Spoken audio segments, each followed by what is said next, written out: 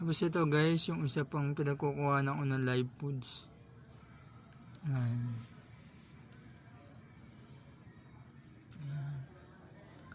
Yan ako kumukuha ng ibang kiti-kiti pa na ubos na sa drum.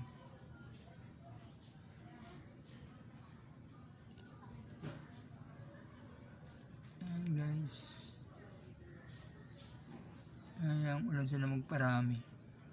Minsan sa turtle dito ko nilalagay para mag-hunt. Boss, ito nga pala yung oregano guys. Yung pampatanggal to ng takot dito yung mga lamok kasi iba yung scent nito. Yan yung aming humidifier na babango, oregano. Kaya lahat ng mga lamok ay ayaw pumasok sa aming kwarto. Yan, dami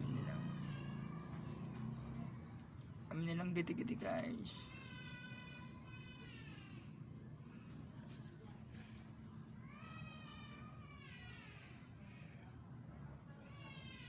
Okay, hanggang dito na lang po. Tayo bababa na.